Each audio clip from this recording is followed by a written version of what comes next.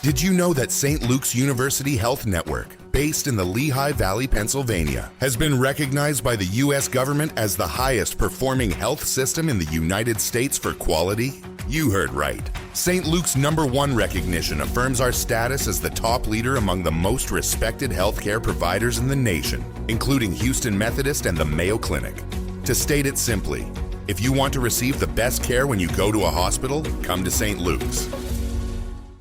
Sunday morning.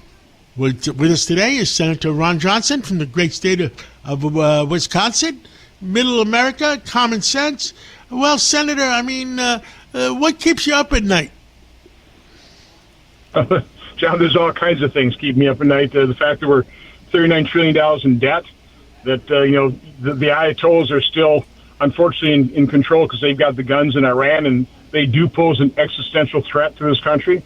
A lot of people want to deny that, but they get a nuclear weapon. They've got the missile technology. They park a barge off our shore, lob a missile up there, detonate that high-altitude nuclear blast. That wipes out our electrical grid. That's existential to us. So I, for one, am highly appreciative of the fact that President Trump made the very difficult decision and honestly sticking by it. He's not declaring a false victory here.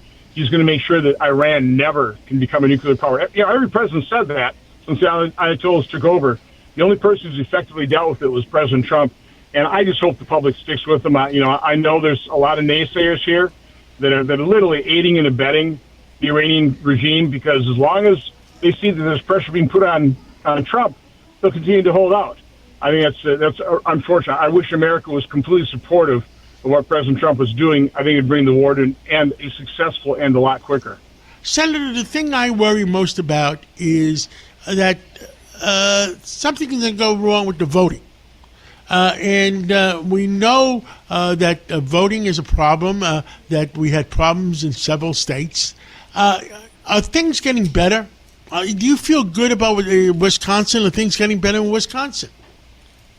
Unfortunately not. I mean, in Wisconsin, for example, we have like over 7,000 people on our voter roll. We've got less than 4 million people registered to vote. That's a problem. The Democrats continue to push early voting. They keep expanding it, and collect ballots, further and further beyond the date of election. So Democrats, they're doing everything they can to make it easy to cheat.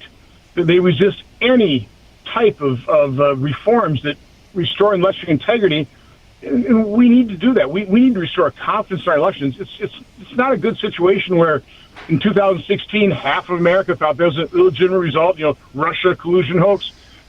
Fast forward 4 years, the other half now doesn't agree with that elections. That's not good. We want everybody in America to have elections that are elections are fair, they're accurate, no matter who wins. It's a legitimate result, and that their legitimate votes not canceled out by fraudulent ones. So that's why I'm for the Save America Act. I'm for election integrity, but unfortunately, Democrats oppose it. And unless we end the filibuster, which I also am in support of, we're not going to give Democrat support to restore confidence in our election. They want to make it easy to cheat. Well, I don't mind expanded voting if it's maybe for 5 days, Saturday, Sunday, Monday, Tuesday, and that's it. But they're doing it for 2 weeks. And when you have it for 2 weeks, there's no way you can keep your eyes on what's going on at every hour of the day on voting. And also, news breaks even before the election. So if you've cast your ballot weeks ahead of time, some news breaks, you're not going to be able to dial that back in. So, no, I mean, our founders, they set it in election day. I wish we'd pretty well adhere to that with some notable exceptions. If you're traveling, that kind of stuff, I'm not opposed to absentee ballot, but it should be completely controlled. There should be a reason for doing it as well. So it was the Baker-Carter Commission, completely nonpartisan commission. Jimmy Carter, James Baker, said that the greatest threat for potential fraud in our elections is absentee ballots. And Democrat left has, used COVID to double the number of absentee ballots in that presidential election and doing everything they can to expand it. Again, they want to make it easy to cheat. That tells you something. Well, we had on one of our shows a couple of days ago, we had Tom Fitton from Judicial Watch, and they already won a case in Washington. I think it was either Washington or Oregon State, where they had 800,000 voters that were not qualified to vote, and there was 1 million in New York City, New York State. I mean, and then I asked them about How about the rest of the country? He says it could be as many as 20 million. What are we doing about that? I mean, if people don't understand voting and census, we're counting the migrants. And again, most Americans are with us on this. The people who aren't are Democrat elected officials, because their goal is to turn America into one-party nation. That's why they flooded this country with millions of unvetted people, herded them into sanctuary cities and states, plus up the census count, get more members of Congress. Again, resist any election reforms to restore confidence and integrity of our elections. That's what they want to do. So I hope enough Americans are wise to that fact.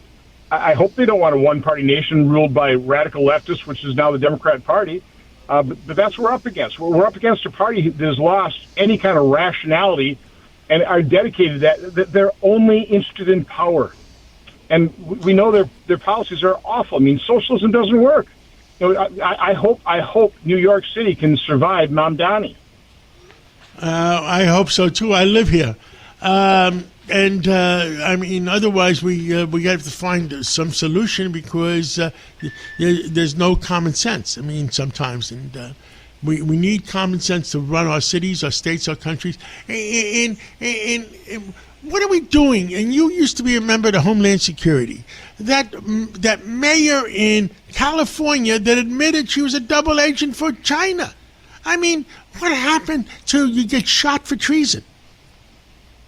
Well, remember, the Biden administration, one of the first things that Joe Biden did is he canceled the China Initiative, which is all about using DOJ resources to investigate the Chinese theft of our intellectual property on colleges. So we know that China has infiltrated our college universities. They've infiltrated medical journals. They've infiltrated most institutions in this country. And you have to read Sun Tzu's Art of War. It's how the Chinese operate. They don't operate by the rules we do. They want to replace America as a world superpower, and that would be a very bad thing for America or for the world, because the Chinese values, their governmental values of communism, are not good for freedom. It'd be horrible for the world. And so we need to resist it. But here in America, we have to have leaders like President Trump who fully understands this and is on the lookout for it and utilizes our law enforcement resources to try and root out the infiltration of the Chinese Communist Party here in America. Well, thank you so much for calling in this Sunday morning, and enjoy the rest of the weekend, and God bless you and God bless America. God bless you. Take care.